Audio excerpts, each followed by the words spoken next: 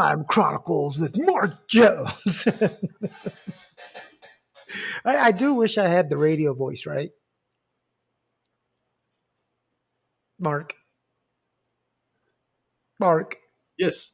There you go. I was like, I know we're not having. That's okay. I had a glass of wine. So it's cool. Okay. In case, Well, things start to lag. I mean. Well, welcome back to Crime Chronicles. We're going to get into the episode short. We're back with Mark and his sidekick over here, Keone. You like my virtual background? Yes, I do. I was wondering where the music came from. You always heard it. I don't know where you got the music from. Did you do that yourself? Was that AI generated or what? No, that's Martin. That's a Martin department. You'd have to ask him. What episode are we covering today? Well, it's a case that is not well known, especially outside of North Carolina. And if you're a student of North Carolina history, you may know this case. But I think it's one that deserves to be remembered, or at least talked about. And as we said in the last episode about the Scottsboro boys, you left it to me to pick the topic, and I picked this one because I included it in a book chapter in a book that I'm writing. I forget how I ran across it actually, because I didn't grow up in North Carolina. But you picked the date which it would air, and you wanted something that would coincide with Black History Month, and this, in a very unfortunate way, though it does coincide with Black History Month. It's the lynching, 1870, of Wyatt Outlaw during the Reconstruction Era, 5 years after the American Civil War had ended. And it occurred in Graham, North Carolina. For those who are not familiar with North Carolina, Graham is near Burlington, Greensboro, that area of the Piedmont. And an interesting, very sad case, and one that set some events in motion, and one that was sort of emblematic or symptomatic of a lot of bad things that was going on back in 1870.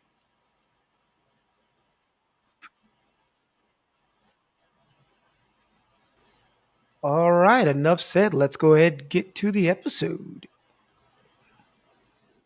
This segment of Crime Chronicles takes us back to 1870 here in Graham, the county seat of Alamance County, North Carolina, in North Carolina's Piedmont region. Actually, this crime occurred across the street where we are right now, thereabouts, from the Alamance County Courthouse, which you see behind me. It was in 1870 that members of the Ku Klux Klan brutally lynched a man named Wyatt Outlaw, an African-American man, former constable, who only wanted to do what was right by the African-American population just after the Civil War's end. We'll take a look at the lynching of Wyatt Outlaw and the KKK in North Carolina during the era of Reconstruction in this segment.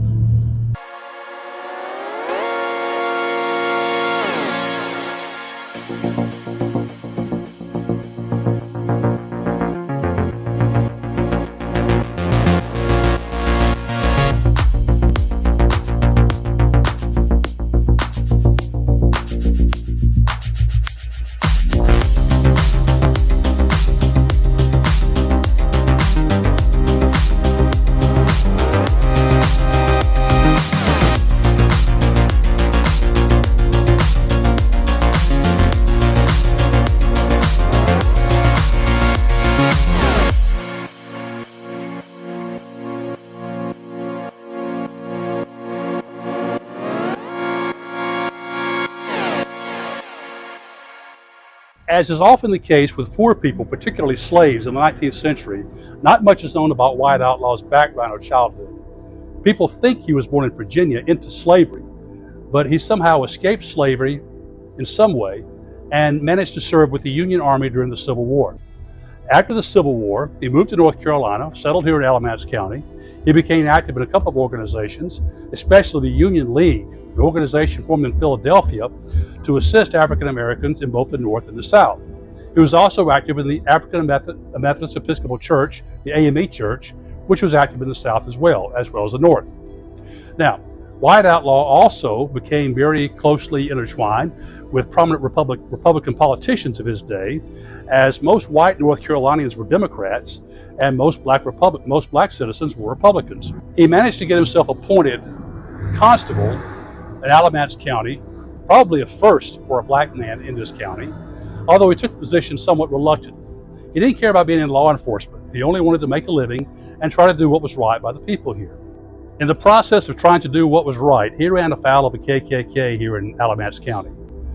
Now, when people say the KKK, it's a bit of a misnomer. It's a bit inaccurate because there was no one national organization that all KKK members subscribed to. After all, they couldn't keep membership ledgers or things like that because they operated quasi-secretly. Sometimes people in the town knew who the KKK, the Ku Kluxers were. Sometimes they didn't, but in any case, it was sort of an open secret sometimes, which they couldn't afford to share, either because people were in cahoots with the KKK or sympathized with them, or because they were afraid of them. The governor of North Carolina during Reconstruction was a man named William Holden, not to be confused with the famous actor who came along about 7 years later. Holden was a Republican who had switched party affiliation several times and was not popular with many North Carolinians, particularly white North Carolinians. One of the things that Holden did that really alienated voters was his support of a bill which authorized him to declare martial law in any North Carolina which he declared was in a state of insurrection. Well, upon passage of that law, the KKK reportedly put out a hit list which included Governor Holden, several others, including those who sponsored the law, as well as Wyatt Outlaw, because of his support for African Americans and because of his role as constable here in Alamance County. Well, the event that sealed Wyatt Outlaw's fate occurred right across the street here at the courthouse. One night, we're not exactly sure what provoked this, but supposedly some KKK or Ku Kluxers were riding around the town terrorizing black citizens. In response, Wyatt Outlaw, who was probably by now not even a constable, but he and several other African American citizens confronted the KKK right here. No one was killed, no one was seriously injured, but gunshots were exchanged. From that point on, Wyatt Outlaw was a marked man. Well, I'm here in the 200 block of Graham, Alamance County, at the First Baptist Church of Graham. This is significant because this is the spot close to Wyatt Outlaw's residence at the time he was murdered. He was living with his mother. At the time, Outlaw was a widow. So the Ku Kluxers, the KKK, broke into his home in the middle of the night. The first person they encountered was his mother. They demanded of her where he was. Should have been hard to find, a small house, no doubt. And she said in the bedroom or something like that. And so they go into the bedroom, and Wyatt Outlaw is getting dressed because he has heard the commotion that's going on in the other part of the house. They drag Wyatt Outlaw from his house. They take him 2 blocks to the courthouse square, about on the 100 block of Main Street, and that's where he was murdered, brutally. Well, after the Ku Kluxers of the KKK dragged Wyatt Outlaw from his home about 2 blocks from here, his mother's home actually, they brought him here to the courthouse. Now, they could have done the deed pretty much anywhere in town, but they picked this central location for a reason. One, because to them it represented justice. And 2, they wanted to make sure that everyone in Graham, everyone in Alamance County knew what had happened. This happened at night, in the dead of night, so when nobody could see what was going on. That's the way the Ku Kluxers usually operated, was clandestinely at night. But they wanted to make sure their message was heard or seen, and therefore people would wake up the next day, go to town, and see the victim's body on display. That's what happened with Wyatt Outlaw. The Ku Kluxers made no attempt to be humane in Wyatt Outlaw's execution. They slashed his mouth for quote-unquote being mouthy, and they beat and assaulted him all the way from his house 2 blocks away here to the courthouse. And when he was hung from a tree at the courthouse or somewhere in this area, they attached a note to his neck that said, "Beware you guilty, one and all." I'm standing in the courtyard just across the street from the courthouse here in Graham. It was dedicated to Wyatt Outlaw, but sadly there is no mention of his name anywhere in this courtyard. The vast majority of North Carolinians, including people from Alamance County, abhor actions such as the one perpetrated against Wyatt Outlaw in 1870. But the question remains, will the wounds of the Civil War ever be healed?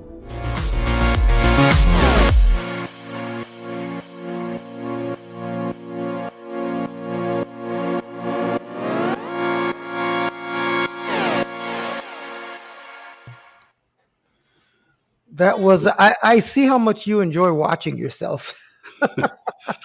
I'm picking apart what's going wrong and all that, and it wasn't helped by the fact for a couple of factors. It was a very, very warm day. I had done another set of videos earlier that day in a neighboring county, and so I was pretty wrung out by the time I got. You were tired of talking by then, and it didn't help that I stopped by a craft beer store before doing that. So that's why I was like, he's speeding through a little faster Blah, blah, than, blah. than normal, right? And that's Oh, also, I have that kind of Elvis voice too that kind of haunts me. So. yeah. So Reconstruction area, that's where you were talking about when this happened. So how did he gain that position?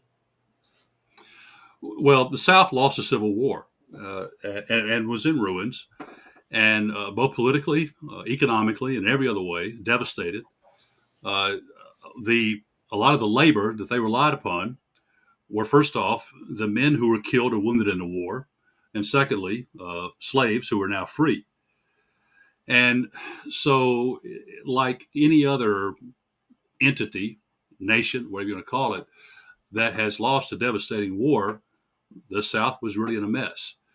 And that provided, of course, it was very bad for a lot of people, but it also provided some fresh opportunities for people, and including people like Wyatt Outlaw. I mean, this was a guy who was, we're not really sure, as I said in the video, about much about his upbringing, but he was born into slavery. And by the way, I noticed, I couldn't help but notice that if you Google the name Wyatt Outlaw and you Google images, you're going to see the image of the man that we had in the intro here. That is not Wyatt Outlaw. That most likely is a man named Caswell Holt. And one reason they're confused is because Caswell Holt was a contemporary of Wyatt Outlaw's. He was also a law enforcement officer in, I think, Alamance County. And he also was assaulted, never killed, but he was brutally assaulted by the KKK back in his day as well. Outlaw most likely was the son or a grandson of a white slave owner, and therefore was much lighter skinned than the man you have here. But we don't know exactly what he looked like, and plus, I don't know who the guy is you had in the young man in uniform. That was not an outlaw either. Outlaw was, by the time he joined the Union in the Civil War, was in his 40s. He was a much older man than that. But in any case, the That was an area. editing trick, but thanks for ruining it. All right, go ahead. Okay, sorry about that. You got to get it right. But so slavery, the abolition of slavery, while certainly the right thing to do, also created, if you will, a sense of disorder, and happily a sense of disorder. But it afforded the opportunity for people like Outlaw and other African Americans to gain a measure of success. And as you might guess, most white North Carolinians could not tolerate that. And so the Civil War, the 13th through 15th Amendments had been enacted, but not ratified by all the states, which abolished slavery and established, at least in theory, equal protection, things of that nature. The President of the United States was a very unpopular man, Andrew Johnson, who was an avowed white supremacist. He succeeded Abraham Lincoln upon Lincoln's assassination. So not only was North Carolina and most southern states in a mess politically, so was the entire federal government. It was, after the Civil War, one of the darkest periods of American history. But as I said, it was an opportunity for some. So that's kind of how the South got where it was. So I've been putting up information background on the Ku Klux Klan, and then one of your political players. You have this roll up here. So explain what the political players were in this. Well, I think I have two guys here. I'm looking at my screen, and the first one is a guy I mentioned in the video named William Holden. And of course, I think about, I'm a kind of a movie buff, so I always think about the actor. No, it's not the actor William Holden. This guy was from Raleigh, raised in the Raleigh area, and he wasn't that unusual in that he switched political parties quite often, and he kind of switched his positions on things, whether it was on slavery or equal rights for African Americans and a number of things. He sort of blew where the wind took him, where the political winds took him. And so after the Civil War, he was appointed governor. He wasn't elected because a lot of political officials in North Carolina and southern states were appointed either by the president or someone close to the president. And that was the case with William Holden. So he was enormously unpopular with a certain segment of the North Carolina population. But as you might guess, he was popular with most African Americans, the party of Lincoln, the Republicans, and so forth, because he gave them opportunities. Now, the other man I believe here is a man named Schaffner, and Schaffner was the man who sponsored this law that was signed into law, sponsored this bill that was signed into law by Governor Holden that allowed the governor to declare martial law and suspend habeas corpus in any North Carolina county that was declared to be in insurrection. Now, at the time that this happened, Alamance County was not under martial law, but this event and an event that followed a few months later prompted Governor Holden to declare martial law. That's another story, though. But once that law was passed, the Ku Kluxers throughout North Carolina got a hit list together, and they mostly involved people who were in support of this law, like Schaffner and like Governor Holden, as well as prominent African American citizens like Wyatt Outlaw. And this kind of thing was going on throughout the South during the Reconstruction era. This was certainly not an isolated case. You had John Stevens on there too. Is that Chicken Stevens that we talked about something? Okay. Yeah, the guy we're talking about in our next episode, I believe. There are many cases that are famous somewhere that I don't know about. I mean, I don't know all of them, is what I'm saying, throughout the South. And there are many cases, unfortunately, that no one knows about that were not just lost to history, cases like this. This one was so high profile, though, because it happened right in the middle of town. And it involved someone who was, by the standards of that day, pretty well known. And so word got around about this one. The political parties involved said they had to leave the state. Now, I think I pronounced it wrong, the Schaffner Act, the act that we were talking about. Right. Why did that anger so many? Well, first off, I don't think a lot of people under the best circumstances would not appreciate the governor having unilateral right to declare martial law. And some people ask what that means. Well, basically it means suspension of habeas corpus, and it means that the government can throw somebody in jail indefinitely without proper due process. And plus, it really allows the governor to more or less become a dictator in that state. And so, naturally, a lot of people would not like that. But and eventually, this law was declared unconstitutional a couple of years down the road, thanks to not because of what happened here, but because of some other events. So there's a lesson to be learned there as well. But the bottom line is that the old order of white supremacy had been challenged and defeated, and now there was a new order, equal rights for African Americans, people coming in from the North to take advantage of conditions in the South. There are two ways of looking at that. Did people from the North come to take advantage of conditions, unfair advantage, or did they come to assist? It depends on one's point of view. A lot of people who came from, say, Ohio and other places helped set up schools, helped set up churches, and any gathering place. This was a case before the Civil War. There were laws that prohibited blacks from congregating, and so anytime blacks congregated, whether it be in schools or in churches or just on the street, it aroused suspicion among a lot of the white population that some sort of mischief, if you will, was afoot. And sometimes it was. Jeez. Are we talking about 2 years ago or hundreds of years ago? God, this is... The laws it really was incredible. But, because naturally, as I've said a million times, John, about issues like this, you and I would see this through a different set of eyes. I understand that. I can empathize all I want, but still, I can only see it the way I see it. And so I can only imagine what it's like for a black person to live in that culture. But even as a white person, I would not want to live like that, and that kind of fear, that kind of atmosphere. Everything about this is a message or a symbol, right? You have messages and symbols. Yes. Throughout this entire story, whether it's a black person becoming the law, whether it's a black person having some authority to tell a white person what to do in that time. Yes. And then the message, even in his death, the messages were sent in the opposite direction. So it's all messaging.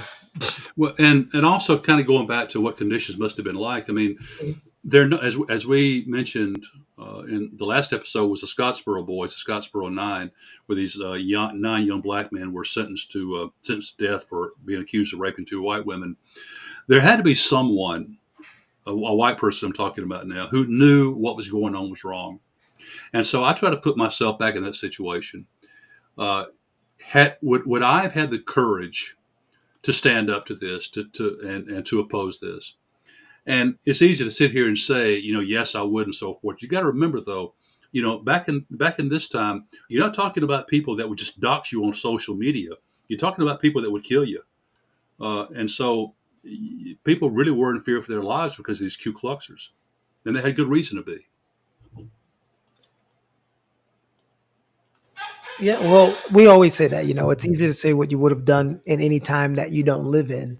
Right? Um, no, I mean, I'm not saying this to be funny or make a joke. I remember, like, in high school, one of my friends, during your typical Black History Month, where they're teaching us Black history and they tiptoe around the bad stuff.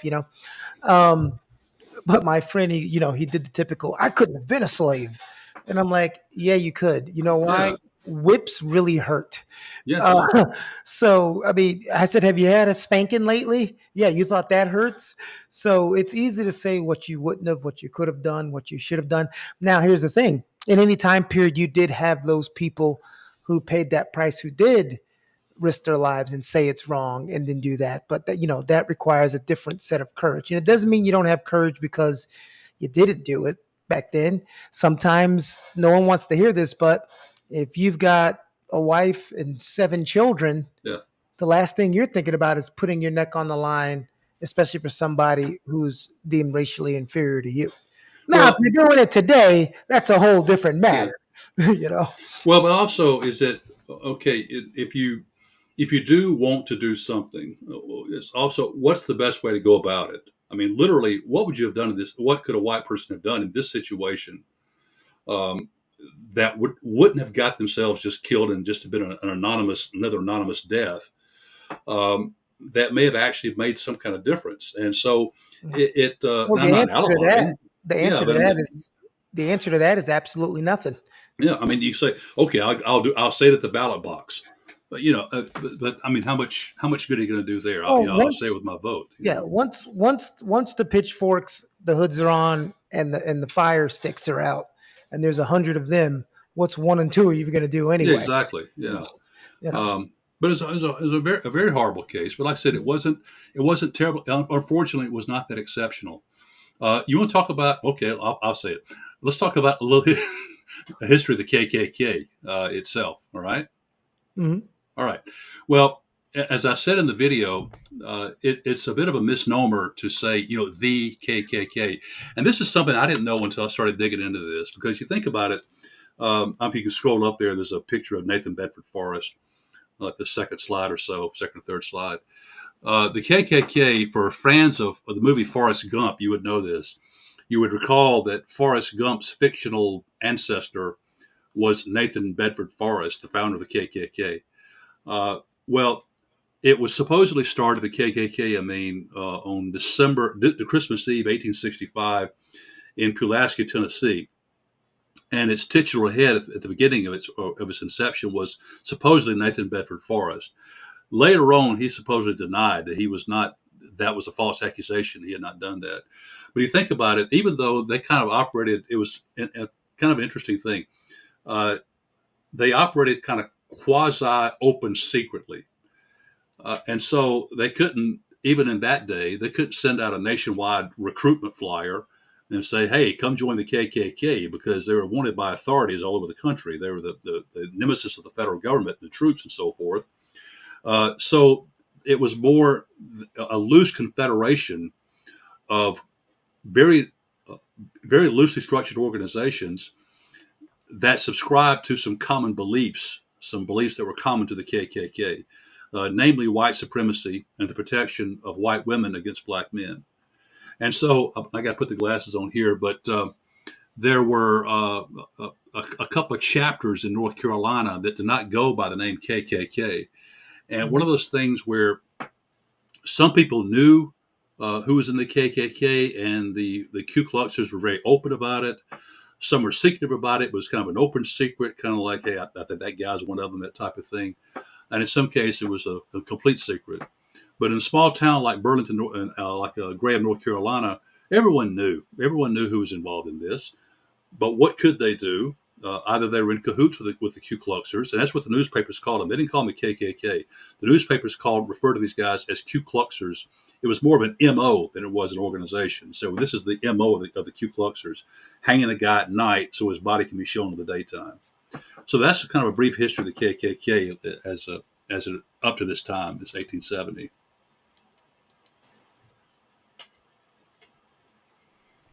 There were actually two organizations in North Carolina, the KKK groups. The Invisible Empire and the White Brotherhood were two KKK organizations And in I'm North pretty Carolina. sure there were more that we probably don't know Probably, the name yes, of yet. yes. It was probably local chapters, and there's probably a Yeah. chapter. There's one in Graham, there's probably one in Raleigh, one in Asheville, one in Charlotte, Mhm. and same thing throughout the other states, southern states too.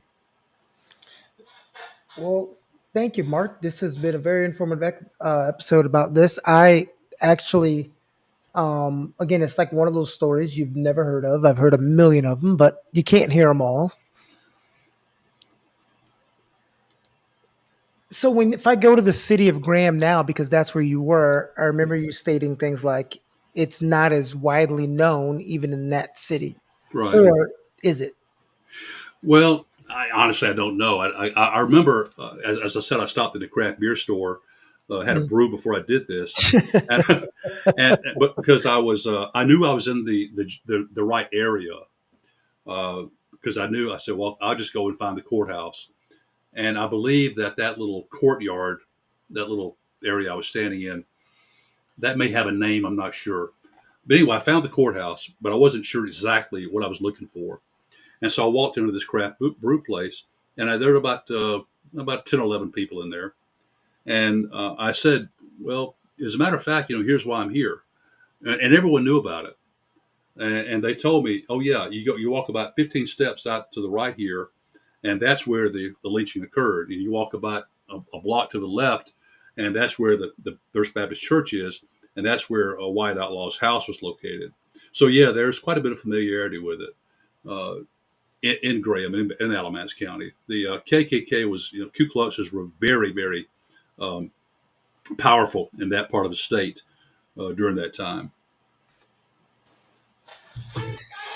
Well, this has been. Oh no, why is that there? Let me fix that.